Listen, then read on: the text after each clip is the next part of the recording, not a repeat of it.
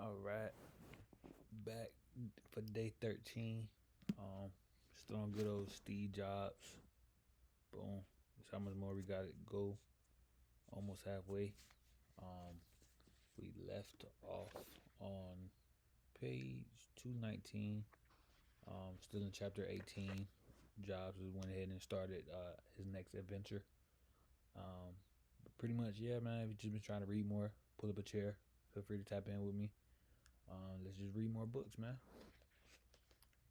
Become more well read. This is day 13.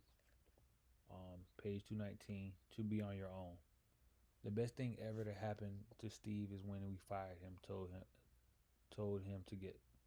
The best thing ever. The best thing ever to happen to Steve is when we fired him.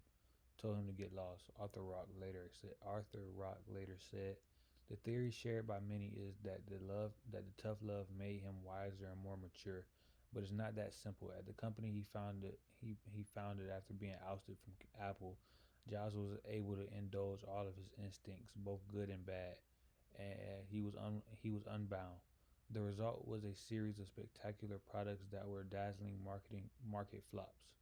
This was a true learning experience. What prepared him for the great success he would have in Act 3 was not his ouster from his Act 1 at Apple, but his brilliant failures in Act 2. The first instinct that he indulged was his passion for design. The name he chose for his new company was rather straightforward. Next. In order to make it more distinctive, he decided he needed a world-class logo.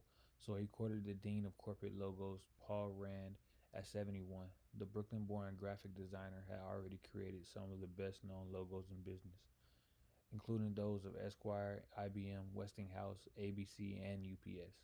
He was under contract to IBM, and his supervisors there said that it will obviously be a conflict for him to create a logo for another computer company. So Jobs picked up the phone and called IBM CEO John Akers. Akers was out of town, but Jobs was so persistent that he was finally put through to Vice Chairman Paul Rizzo. After 2 days, Rizzo concluded that it was futile to resist Jobs, and he gave permission for Rand to do the work. Rand flew out to Palo Alto and spent time walking with Jobs and listening to his vision. The computer would be a cube, Jobs pronounced. He loved that shape. It was perfect and simple. So Rand decided that the logo should be a cube as well, one that was one that was tilted at a 28-degree angle. When Jobs asked for a number of options to consider, Rand declared that he did not create different options for clients. I will solve your problem and you will pay me, he told Jobs. You can use what I produce or not, but I will not do options. And either way, you will pay me. Jobs admired that kind of thinking, so he made what was quite a gamble. The company would pay an astonishing $100,000 flat fee to get one design. There was a clarity in our relationship, Jobs said. He, he had a purity as an artist, but he was astute at solving business problems. He had a tough exterior and had perfected the image of a curmudgeon, but he was a teddy bear inside. It was one of Jobs' highest praises, purity as an artist. It took Rand just 2 weeks. He flew back to deliver the results to Jobs at his Woodside house. First, they had dinner, then Rand handed him an elegant and vibrant booklet that describes his thought process. On the final spread, Rand presented the logo he had chosen. In its design, color arrangement, and orientation, the logo is a study in contrast. His booklet, his booklet proclaimed, tipped at a jaunty angle, it brims with the informality, friendliness, and spontaneity of a Christmas seal and the authority of a rubber stamp. The word next was split into two lines to fill the square space of the cube, with only the E in lowercase. The letter stood out. Rand's booklet explained to connect to con to con connotate no connate con no con conno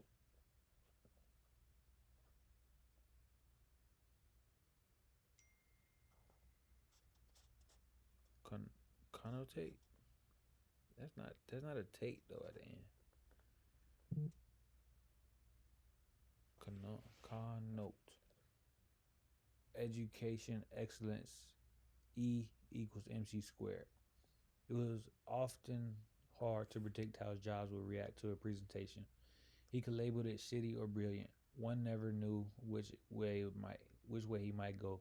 But with a legendary designer such as Rand, the chances were that Jobs would embrace the proposal. He stared at the final spread, looked up at Rand, and then hugged him. They had one minor disagreement. Rand had used a dark yellow for the E in the logo, and Jobs wanted him to change it to a brighter and more traditional yellow. Rand banged his fist on the table and declared, "I've been doing this for 50 years and I know what I'm doing." Jobs relented. The company can't see. You just can't let them bully you. The company had not only a new logo but a new name. No longer was it Next. It was N lowercase e capital X capital T. Others might not have understood the need to obsess over a logo, which much less pay $100,000 for one. But for Jobs, it meant that Next was starting life with a world class feel and identity, even if it hadn't yet designed its first product. As Merculo had taught him, a great company must be able to impute its values from the first impression it makes. As a bonus, Rand agreed to design a personal calling card for Jobs. He came up with a colorful type treatment with Jobs liked, but they ended up having a lengthy and heated disagreement about the placement of the period after the P in Stephen P. Jobs. Rand had placed the period to the right of the P, as it would appear if set in lead type. Steve preferred the period to be nudged to the left under the curve of the P, as as is possible with digital typography. It was a fairly large argument about something relatively small, Susan Kerr recalled. On this one, Jobs prevailed. In order to translate the next logo into the look of real products, Jobs needed an industrial designer he trusted. He talked to a few he talked to a few possibilities. He talked to a few possibilities, but none of them impressed him as much as the wild Bavarian he had imported to Apple, Harmut Eslinger, whose frog design had set up shop in Silicon Valley, and who, thanks to Jobs, had a lucrative contract with Apple. Getting IBM to permit Paul Rand to do work for Next was a small miracle willed into existence by Jobs' belief that reality can be distorted. But that was a snap compared to the likelihood that he could convince Apple to permit Eslinger to work for Next. Yeah, Apple probably not gonna let that slide. He then stole some key employees and caused a ruckus and everything like that. This did not keep Jobs from trying. At the beginning of November 1985, just 5 weeks after Apple filed suit against him, Jobs wrote to Eisenstadt and asked for a dispensation. Dispensation.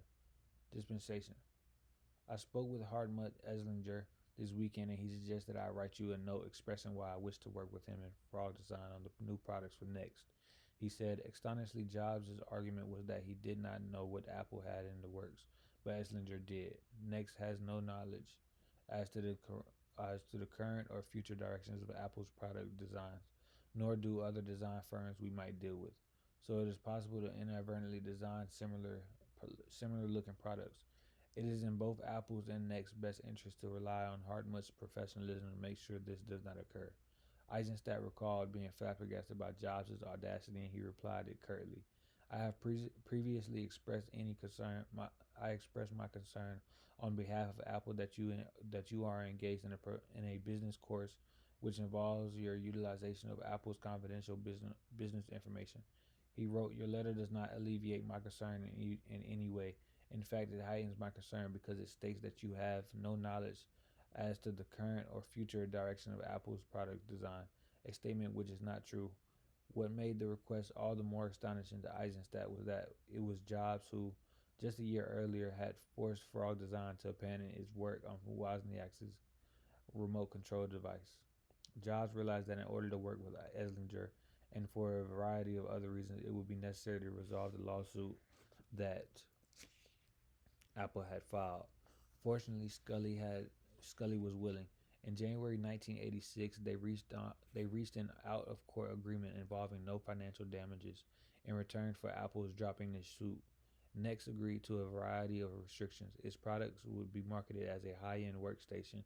It would be sold directly to colleges and universities, and it would not ship before March 1987. Apple also insisted that the next machine not use an operating system compatible with the Macintosh, though it could be argued that Apple would have been better served by insisting on just the opposite. Foreshadowing. But yeah, that's all I got in me for the night. All I got in me for the night.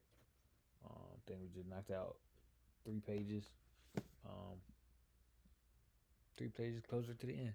I don't know if you can see any difference, but we'll get there slowly but surely. They say the tortoise won the race. So let's be a turtle. Let's not always be a turtle, but whatever floats your boat, whatever helps you sleep better at night, that's what's gonna help you sleep better at night. Thank you for tuning in for day 13. Hope to see you back for day 14 of becoming more well read.